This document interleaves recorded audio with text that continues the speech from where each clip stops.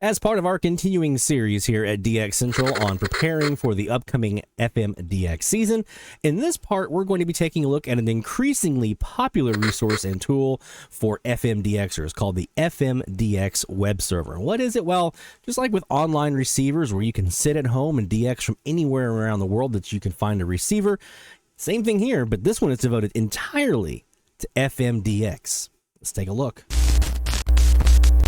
All right, here at DX Central, we have a couple of different online receivers that we have available for DXers anywhere in the world to tune in and DX as if you were sitting right here in Studio A in North Shore Studios. And we host those through our website, livedxing.com. So go to livedxing.com and you can find any of our online receivers. So scroll down here on the page and you'll see them. Here's our Kiwis for AM, long wave, HF. We have two that we host. And then we have our FM receiver here. This is our TEF 6686 receiver. This is through the folks at fmdx.org and their FMDX web server. It is an online receiver portal specifically focused on FMDX. Awesome, right? Because, I mean, I've been DXing HF online for a long time using Kiwis and things like that. I'm used to that. I'm not used to FM. I haven't been doing... I know there's been some options out there to do online FMDX receiving, right? But this is the easiest one that I have found. This is like the best portal that I have found for FMDX remotely, and that's FMDX. So let's click on ours right here. This takes you to our receiver that we have. Now, the very first thing you're going to want to do when you log on to ours or anyone else's online FMDX receiver, the very first thing you're going to want to do is look for the user count, the live user count. Right, in this case right now it's 1. There's us. We're the only ones. This number may be over here on the side or somewhere else, but you're going to want to look for the user count. If it's anything more than 1, just know when you change that frequency, you're changing the frequency for everybody who's logged in. So if I'm sitting here, let's pretend I'm sitting and I'm logged into an online web server and I'm listening into a station and I'm listening for an ID and then someone logs in and they change the frequency. Now that frequency has changed for me as well. Or some of like the Kiwis and things like that, different users have independent sessions. Not so with the TEF radios. So these TEF radios do not have independent sessions. So you change the frequency for one, you're changing it for everyone. So the rule of thumb is when you first log in, if you see there's anyone else on, give it a few minutes. Maybe they're waiting for an ID. Maybe they're just scanning through. Maybe they'll drop off here in a moment or so. But before you start changing the frequency, give it a moment or two first. And then once you see that after several minutes, no one has changed the frequency, it's kind of just sitting there. Maybe if there's 2 people on my receiver here, I might be one of them. Because sometimes I leave mine up and running and I'm RDS auto logging whatever you guys are hearing. And I'm taking a look at it. I'm saying, oh, well, let's see what we caught, right? Because sometimes you might see something that I didn't see elsewhere. So that might be me that's logged in which case, if you don't see the frequency changing, go nuts, right? So just be courteous to your other fellow DXers who are logged into these web servers. Give it a minute before you start tuning around so you don't disrupt a DX session that someone else might be having at that same time. If they are tuning around, either wait them out, see if they log off, or come back later, right? That's the very first thing you should do. Once you're in, you can DX just like this, like we are right now, silently. That's one of the great things about this. I can sit here, and I'm the only one logged in right now, so I can go ahead and change this frequency, and I can see what PI codes do I get. There I'm on 1037. There's Voodoo 6275. Now, one other thing you'll notice, the different interface, you may have some different interfaces, some different looks to some of these receivers based off of how the admins who run them set them up. Like I have installed quite a few plugins on mine to add additional functionality for DXers who log into my web server. I want to give you more options to do more stuff and have more information at your fingertips. So I've done some extra stuff on mine. Not every admin does that. And that's okay. That's not a problem. It's just you'll see some different options from time to time. But once you're in and you find you're the only person in, or no one else is using it at the time, there's 1 or 2 areas here that I want to make sure you're aware of. Number 1 is how to change the frequency. You can either take your mouse pointer. I've got a little scrolly wheel on my my mouse rather, and you can hover over the frequency right here and you can just scroll down, scroll up, and it changes the frequency. you can use these arrows, okay? And you'll notice as I click here, every time I click, it's changing 100 kilohertz at a time. Keeping in mind that here in the US, our US DXers, you're used to probably 200 kilohertz spacing. Well, over in Europe, you're going to see if you start listening to some of those online receivers, they don't have that. Some places do, but a lot of places have 100 kilohertz spacing. So 102.9 might have a station, 103.0 might have a station, 103.1 may have a station, and so forth. So you'll just want to make sure that you're kind of just keeping an eye on what the frequency display says. If it's a US online receiver, it's going to be every 200 kilohertz. If it's a European one, might be every 100, right? You can also put the frequency in directly if you want to go from, like, I'm on 103.5, but I want to go down to 90.7. I just type in 907. It's going to put the point in for me, hit return, and now it takes me right to it. If I want to listen to the audio, all I have to do is hit the play button right over here. Now I'm going to turn down the volume. Now turning down the volume is independent for just you. It doesn't change the volume for anybody else. It's just you. So I'm going to hit play. Quartet at 7:30. Salon has Or Chevrolet Plus at 7 p.m. Okay. You can turn it all the way down. You can also hit the stop button. That'll mute it. But it's still going to be able to tune around. So if I hit stop over here, I'm still tuning around. And I'm still getting RDS decodes. Okay. But I'm just not going to hear any audio. Now, if I hit play, I'm hearing audio, right? Speaking of RDS decodes, there's a couple of different boxes at play here. I want to make sure you see. Number one, the main one here is this PI code. This is your main RDS code information you're going to want to keep an eye on. This will tell you, if you're looking at like FM List or WTFDA or one of those online resources, what code to look up to see who it is. Now, in some cases, it will tell you who it is. Like I'm going to go to 93.3. Actually, you can see it here. WTUL, New Orleans, Louisiana, 30 miles away. And I'm seeing that down here, right? So 30 miles away, 185 degrees, 1.5 kilowatts, WTUL, Louisiana, 88E7, okay? But if I go to 93.3, there's WQUE, New Orleans, Louisiana, 32 miles, 174 degrees. You'll also see over here the signal strength. In this case, is a negative 32.7. Super strong. Big signal. Now, I use dBm. That's what I like because that's what I'm used to from SDR Console, my other SDR programs. If you click on the little icon up here for the settings, you'll notice that you have an option here under signal units. You can change this for your own personal preference between dBF, dBUV, and dBm. So if you rather see dBUV, knock yourself out. There it is.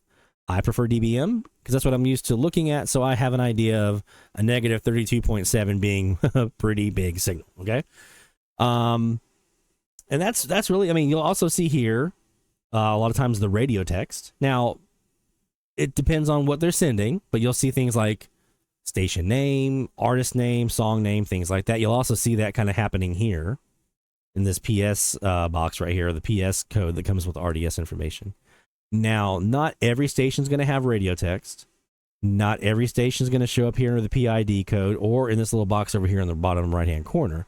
You're not going to see that on every single station. In fact, let me take you to one here. If I go to 93.7, there's my PI code. I do have radio text, but no PID code. And okay, now we get the signal information here of WXNO LP. We go to 94.1. There's the PID code, but it doesn't have anything over here in this box. So it just depends on what they're sending and what the station is what you might get. You'll also notice some of these have logos. That's me.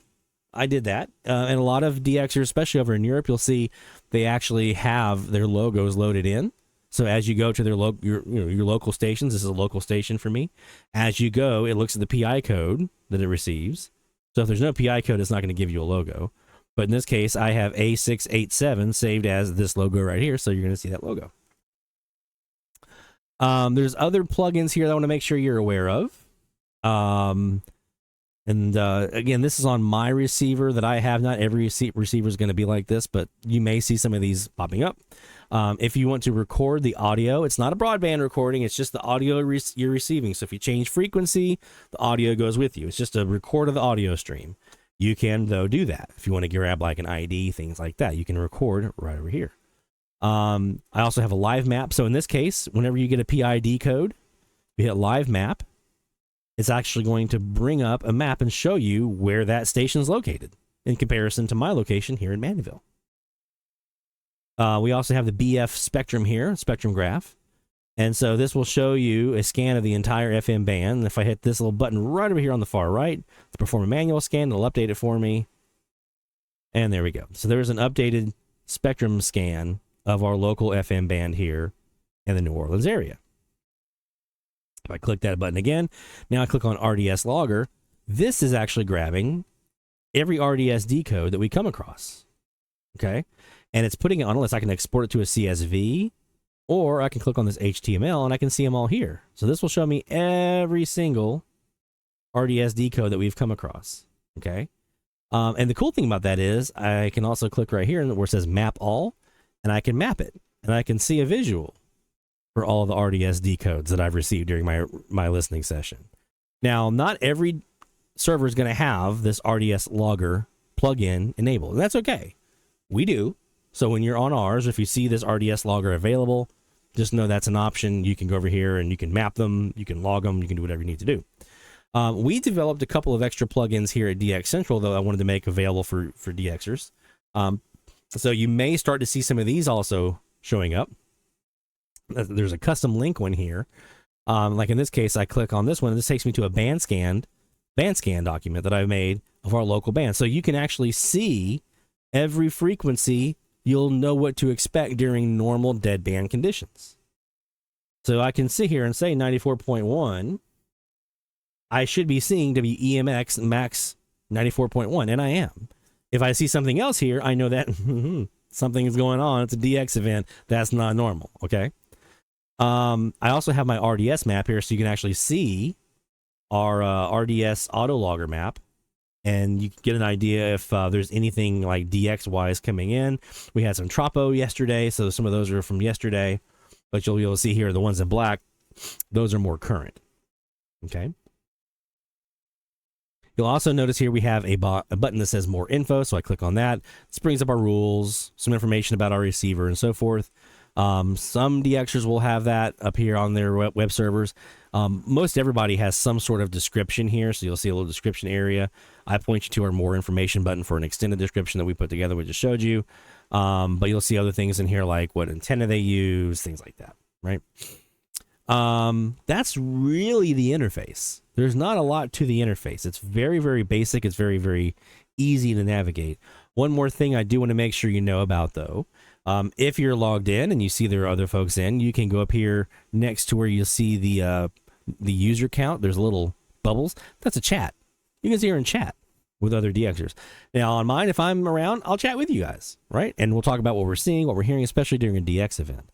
But you can leave notes in here for what you're hearing. Like, let's say I'm the only one in here, but I hear some stuff going on, some really cool DX. I can leave a note and say, hey, I just heard blah, blah, blah, blah, blah, blah, blah, blah.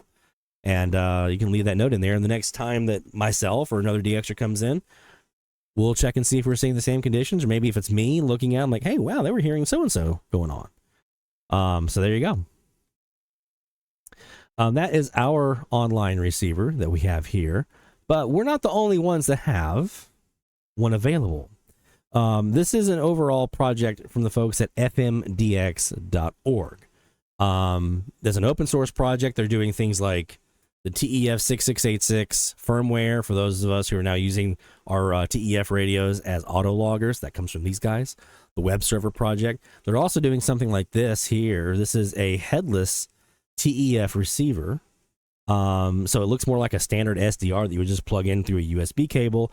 Now, for my TEF radio, I have a USB cable that goes to a COM port on my computer. I also have an audio cable coming out of the back of my receiver, like the headphone jack, going into an audio input on my computer. This will tackle all of it. It'll tackle the audio and everything through one USB cable.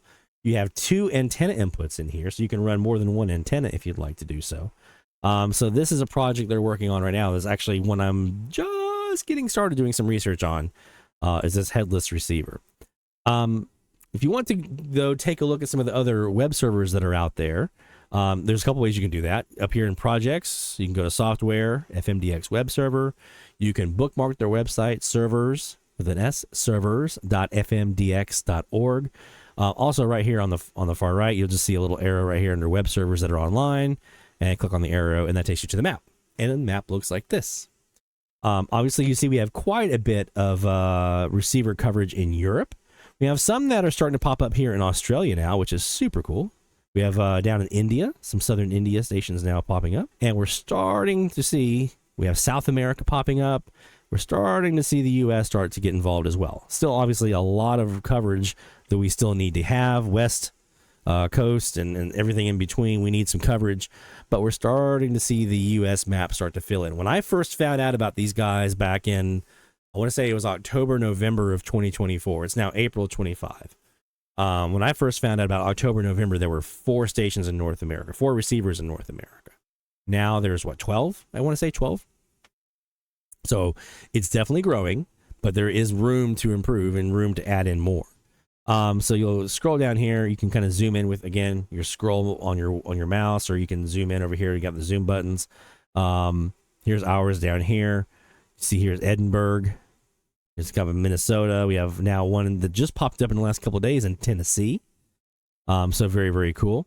Let's go over here to Europe, though. You just basically, you're scrolling around and you decide where do you want to DX from, right? So if you're a US DXer experiencing maybe some Tropo and you want to see, like, I want to see what's going on down in Florida because I'm getting some Tropo into Florida. I want to see if the station that I'm hearing is a station down in Tampa. I'm going to go to Glenn's to EF server here and see. Or maybe there's some E-skip up into New Jersey, and I want to log into Nick Langen's TEF radio up in Tabernacle. There you go. There it is. But let's just say I just want to just go experience. Let's say there's an E-skip opening happening in Europe, and I want to go have some fun in DX Europe as if I was there, right? We're not getting an E-skip here in the U.S. yet. Europe's going nuts. Let's go experience what this sounds like. So I'm going to go find us a online receiver. Let's just pretend here that the Czech Republic is involved.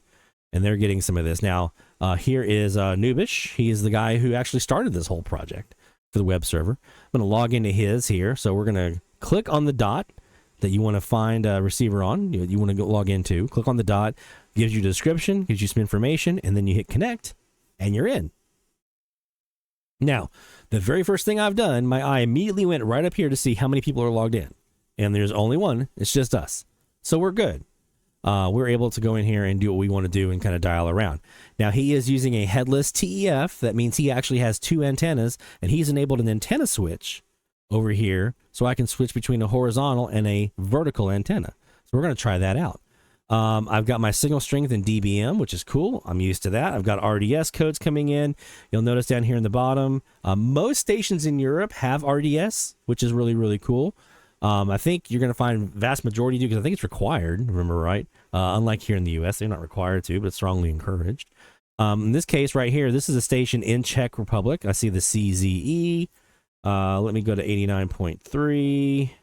Also CZE 89.2. Remember, we're in Europe here, so every single 100 kc, 100 kilohertz that we change could have a station. So I'm so used to U.S. going 2 at a time. Don't forget, you do have these in betweens as well. This one's Poland. This is 88.7 in Poland. So let's actually take a listen here. I don't want to go crazy with the music and get copyright slapped, but let's take a look and see what we have. Let's go down to 88.1 or 87.9 is where we'll start. We'll start down here at the bottom. 87.7. How about that? And I've got a station. Now, I don't have any RDS coming in. I'm on a vertical. Let's just see if the horizontal works any better. No. It does not. Let's go to 87.8. The horizontal is not getting us anything. How about the vertical? There it goes. RDS code comes up. This is Czech Republic. 87.8. Right? Now, one thing I did want to mention here, folks in the US, you're probably not used to this as much, but in Europe, you guys definitely are. You'll see all these frequencies on the far right, this AF. This is actually something that's coming through the RDS information from the station. So in the US, if you've ever been driving along and you're listening to a radio station on the interstate or something like that on a road trip, and you're really enjoying the music, and then it starts to get kind of fuzzy because you're getting out of range, and then you go scrambling looking for another station to listen to. Well, in Europe, a lot of times what happens is they actually have, let's say, a network like you see here. Let's say this Cerna Hora, or you got this Pacific FM. So on these networks, they actually have multiple frequencies carrying the exact same program as you kind of go around the country. Well, this RDS information actually basically instructs the radio that as you're driving about, and let's say I'm on 87.8 right now, as I am, and I'm listening to this radio station, and then I'm driving around and get to another station, it's going to go, another city rather, it's going to find that city, what frequency I should go to, and it's going to tune to it automatically for me, and it's synced up, and so I get to continue listening to that programming content that I was just listening to without having to do anything. That's what the AF is on the right-hand side. So you see these frequencies populated, that's why. We don't have as much of that. I think there's a handful of markets where you might see that, but there's really not much of that here in the United States. You're kind of on your own to find that next station when you're on a road trip, in most cases. 87.9, we're on the vertical here still. We have 2D09. This is Czech Republic. Let me go back here to 88.0. What do we have? We do have a station. There it is. That's also Czech Republic. 88.1. I've got negative 85.3 dBm. We're on the vertical. Let's switch to the horizontal. And it's actually gotten worse. Right? So sometimes it's a little bit better, sometimes it's a little bit worse on the other antenna. But this one, you have that opportunity to change because of the way he's got his set up. Not every receiver has it. We don't have it on ours. But those that do have that opportunity where you can change it, if they do have like these headless TES, they have multiple antenna inputs.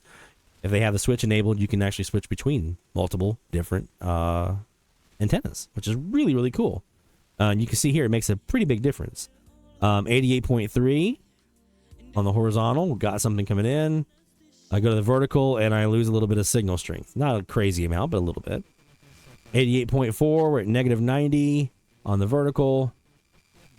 Horizontal gets a little better, but there's still nothing there. So you can see it's a super easy interface to kind of navigate. And if I wanted to go find, let's say, Pacific FM, I click on that, and there's all my AF, all the different frequencies that I can go listen to from that same network. And you have these presets down here at the bottom that he's set up. So super, super cool. Okay, here's another one from Nubish. This is another headless TEF here. We're going to go take a look at. My eye immediately goes to the user count. There's only one, so we're the only one, so we can tune around. And he's also in dBm, so we can just get an idea of what we're looking at. He's also got the horizontal and the vertical on this one. Super cool. These are going to be probably a little more packed over here because you're a little more surrounded by a lot of high-powered stations and countries all around you. And one of the cool things, I was actually talking with Nubish and some of the other folks on the Discord server that they have, that we forget sometimes over here in the U.S. is we only have maybe English, French, and Spanish. That's about it. It's all about, you're going to listen to is English, French, and Spanish. Think of all the languages. If you're a DXer in Europe, think of all the languages you're going to run into on an FMDX session during a sporadic E-opening. A lot. I mean, imagine if every state had its own language here in the U.S. That's what it's like, right? So pretty cool. So this FMDX.org, I want to make sure we kind of talk about this really quick before we wrap up.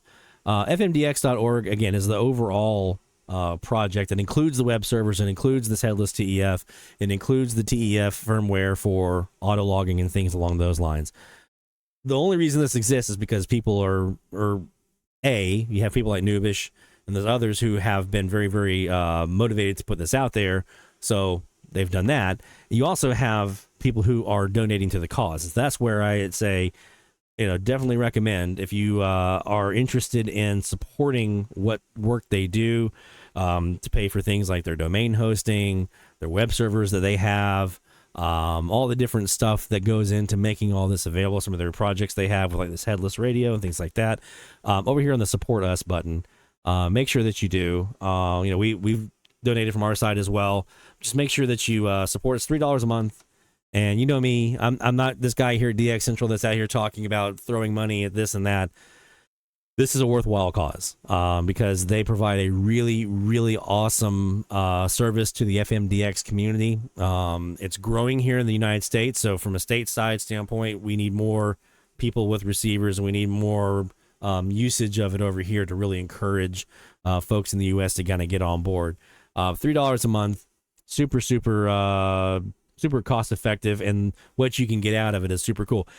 You can also get, if you want to have your own web server, your own long-line receiver, by donating, you get a free web server tunnel token. And what that basically does, it's a way to mask your IP address, so that if you want to have your own online receiver up and running, you can do it through their fmtuners.org website, and you would get your own IP mask. Basically, it's kind of like a proxy service a little bit, and you wouldn't have to worry about finding a website domain to kind of host your online server through, or have your IP address exposed. We also have something similar here that we do with livedxing.com, but definitely, for those who are supporters of fmdx.org, they get a free tunnel token as well, to make it a little easier to get the setup process going and everything. You don't have to worry about some of the extra work to get that receiver out there. So they make it as easy as possible. This is the lowest barrier to entry, other than a Kiwi, which handles all the reverse proxy themselves. Other than a Kiwi, this is like the easiest way to get a receiver online that I have found. I figured it out, and I've been trying to figure out reverse proxies and tunnels and port forwarding and all that stuff out for like 5 years. I sat down with this one, figured it out, and we have our online receiver, right? So highly recommend that you become a member of the fmdx.org member role and supporter role, and you too can be part of what makes this such a great service. Speaking of those who want to get started with having their own web server, if you go to projects, software, and then go to FMDX Webserver, you'll see down here, if we scroll down, here is where you download the FMDX Webserver software for your computer. And there's a couple of steps you'll want to make sure you kind of walk through to get everything up and running. I'm going to put a link in the video description for a YouTube video that I found that is super helpful on how to set up everything, so you can at least access it from your own internal network, and then getting it out, port forwarding and all the other stuff is the next step. But this would at least kind of get you started, right? So I'll put that link to that very helpful YouTube video in the video description to help you get started there. So that's it. And that's everything on fmdx.org and their online web server. Hopefully this has helped show you that not only can you use this to your DX advantage and be able to DX from places all around the world, or DX from maybe a place that maybe you're receiving during a DX event, and you want to test it out and see if what you're hearing matches up. Like I mentioned earlier, if I'm hearing Tampa because of a Tropo opening, I'm going to go down to Glenn's receiver in Tampa and see what's up, see if I can get a match. But also, I hope this has also shown you the importance of supporting the overall project, both through your donation to the organization, but also getting your own online receiver. We need more. We need a lot more online FM receivers up. These TEF radios are about $60 or $70 out the door as of right now. We'll see how that holds up. We're going to put a link in the video description below to the AliExpress link that I have used to buy all of my desktop TEF radios. So it's the buyer that I always get mine from. But you get you one of these, you get yourself an outdoor antenna, and you just do a little setup work to make your stuff available outside of your own local network, and there you go. You have yourself an online receiver that others can DX from, and we increase the coverage. And I want to DX from the Pacific Northwest. I want to DX from parts of Africa. I want to DX from parts of Asia. I want to DX from Central America, more South American countries. Let's get these FMDX receivers upline. So if you're watching this video, I know you're already an FMDX interested person. Let's get some more receivers out there. Get some more online fmdx.org action going on, so we can all take advantage of a great DX tool. Hopefully this video has been helpful for you. If so, we would love it if you gave us a thumbs up, and don't forget to leave a comment as well down below. That kind of stuff really helps us out. And if you have not yet done so already, a click of the subscribe button and the little bell icon so you can be notified when new videos are available. That'd be a really cool thing as well. From all of us here at DX Central, my friends, take care. 73 Best of DX. Now let's go back and hit the bands from somewhere around the world.